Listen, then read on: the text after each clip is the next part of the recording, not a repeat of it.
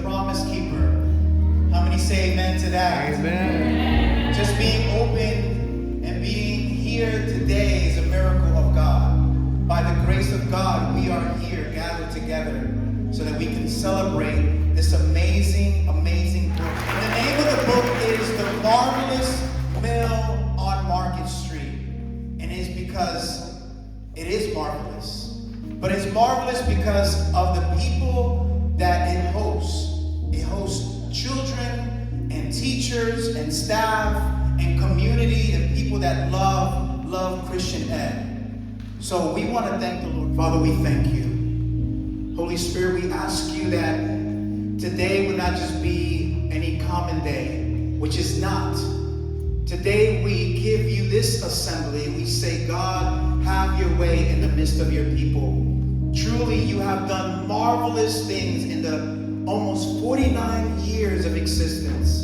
And God, we know that the best is yet to come. So we ask you, Holy Spirit, lead us in this moment, lead us in this time, minister to us in this time of just gathering, and through the story that we're gonna listen to regarding this great facility and the great people that have been here throughout these 49 years. We ask you, God, that you will continue to speak to us, that you will continue to lead us and guide us, and that you will continue to use this house and use everyone in this house, our students, our teachers, our community people, our partners, our board members, those that were heavily involved and are still involved. Use them for your glory, God.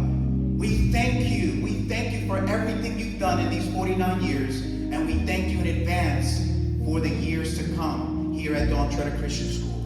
In Jesus' name we pray. Amen. And it is awesome to hear it through the eyes of the actual building. And that's the way it's written, through the eyes of the actual building. And it was one of the teachers that used to come here, that used to work here many, many years ago that wrote this book. So when you get this book, take your time and read it, because there is a little contest that's going to happen. All of you are going to be getting this piece of paper in your Friday folders, additionally with the book that you will be receiving today. And on November 6th is the end of the competition, so let me tell you what the competition is. You're going to have two choices. You're either going to be able to draw a picture. You're going to have creative artwork. You're going to be able to draw a picture and color it. It could be on the cover of the book.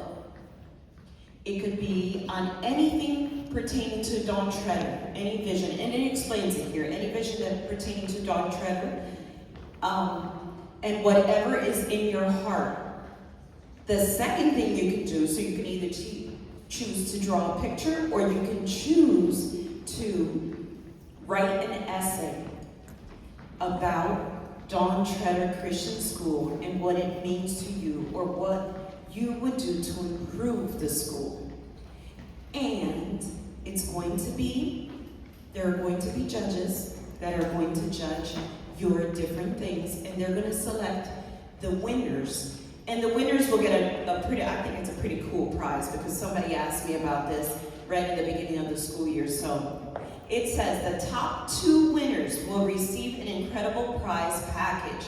Principal for the day, you will get to shadow myself, Mrs. Aguirre, and Miss Davis also. You get to shadow us and see what it's like to lead our school, and see everything that we do. And walk around probably with a walkie-talkie around yes. Only like that part. That was the phone, the walkie-talkie. You can also get to have lunch with the teachers. You get to have you get to have a special lunch with your favorite teacher. It doesn't have to be your homeroom teacher, it could be any teacher. And share your ideas. You can share your ideas of ways to improve the school, so you can tell us all about it. All about it. We're all ears to hear. And your work will be published. Your winning artwork or essay will be published in our school's official website and in our donor newsletter. newsletter. So everyone will get to see your pictures and see your essay that you wrote. So you have all the way until Thursday, November 6th to do this. But the first thing that you have to do before all that is actually read this book. Because you cannot write anything and you cannot draw anything without first reading the book and understanding the book. And you're going to have a special speaker later on that is going to give you some insight of what's on the book. So enjoy. So start thinking as we continue this time, start thinking about what you would like to do. All right? Don't try. Start a Christian school in Patterson. We're praying that you will show us the place. We have some teachers. We've raised some money. We have some desks, but we don't have a place. Would you please show us? And every other Saturday night, they got together and they prayed and they worshiped and they sang and they opened the Bible to hear what God had to say to them of training children in the way they should go, and when they're old, they will not depart from it. And you can open your eyes now. And then one Saturday night, one of their leaders, a man named Herb, said, I got it. Can you say, I got it? I got it. He said, I found the perfect place.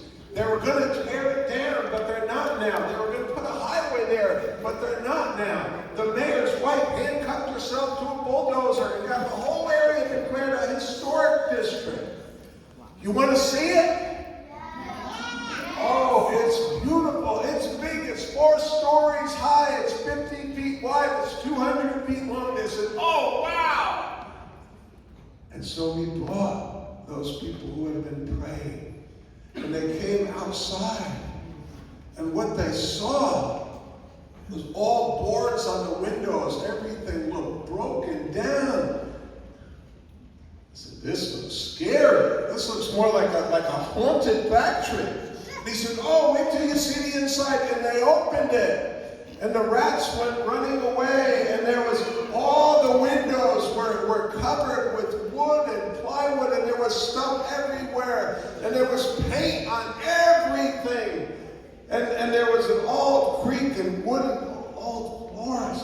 And they looked at this man, Herb, and they said, are you crazy? He said, I'm crazy for Jesus. And he said, this is the place. This can become a Christian school for children. And so they walked through and they prayed in the building. And they put an offer to buy it. And they bought it in July. And they said, if we're going to open school in September, there's a lot of work to do. And the story Ms. Darby's going to read will tell you about the work they did. But I want you to know this was birthed out of a vision of God's people for a place where children could not only get an excellent education, but could learn who they are as sons and daughters of God, who could hear the Father say to you, you are my beloved sons and daughters in whom I am well pleased. Could know what it means for Jesus and the Holy Spirit to live in your hearts and to live your life to the glory of God, whatever you do. Amen? Amen. So I'll quit preaching there and just leave that, and we're going to hear what happened to the building when Mrs. Darby reads the story. Introduce to you the illustrator of the book that you're about to get, The Marvelous Mill on Market Street, Ms. Jan Deci.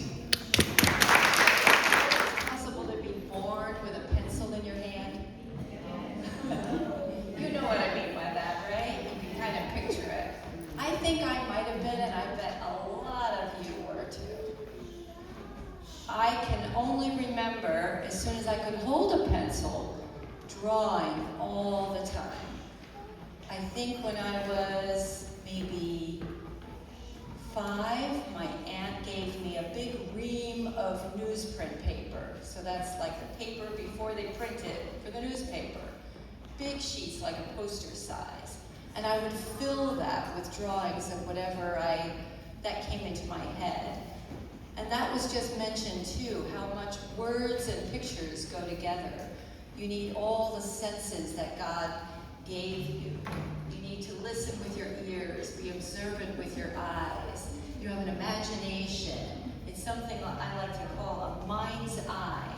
Your mind kind of has an eye. You can hear and see things. If someone's talking, doesn't a picture kind of come into your head that you could draw? And that's really what an illustrator does. But when I was a little girl, I didn't think of myself as an illustrator. I just thought, I really love to draw. So I would play too, but there's often pictures of me in my backyard or wherever we went on vacation. And I was at the picnic table drawing. And of course I could come and look at this broken down old brick mill and see the boarded up windows. So that helped feed into my imagination too.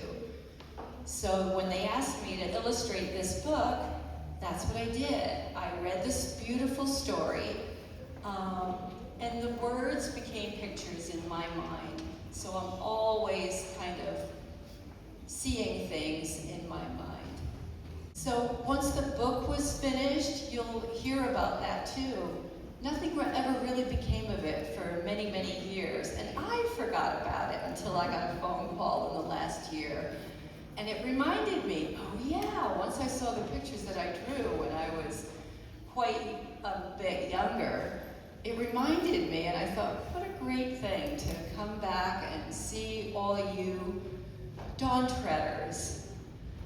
So in a way, I think I'm a dawn treader too, because just like you're always following the sun, looking for the sun, following the path that God is shining for you, I think I might be a dawn treader too. Yeah. So it was very interesting that she chose to write the story from the building's perspective. Even with some of the emphasis, like, ouch, when you're running in the gym, or you're stomping your feet, if this building could talk. This book, written by Nina K. Gregory and illustrated by Jan Dissy. I've heard your name so many years, and now I get to meet you. God bless you. The year 1977, the lonely old mill watched sadly day after day as the cars, trucks, and buses passed his corner. Sometimes they stopped at the diner across the street. Sometimes they stopped at the old factory across the other street. He heard children laughing as they walked to school, but no one noticed him. There was laughing, crying, hugging, lots of hugging. People were eating donuts and drinking coffee. Children were running around everywhere. Black children, white children, brown children. Everyone was talking at once. This is marvelous. I counted 15 colors on the floor. I counted 20. It's a miracle. Can you believe we got this done in 2 months? Have you ever seen such a big wooden table? Warm glow starts to fade from its west wall, and each night he remembers a little bit less of his lonely days, because now he is beautiful and useful once again. Thank you. If our classrooms could talk, if this building could talk, what would it say? What are the experiences? Happy faces, sometimes sad faces when we get in trouble, and happy faces when we're doing great and everyone is thriving and doing excellent in class, right? And we're behaving. But that's what this mill has heard throughout these 49 years. And we believe that it's not over yet. We believe it's going to continue.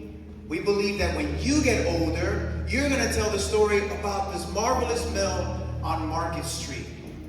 right? You're going to tell your children, or you're going to tell your grandchildren, because, hey, life moves on.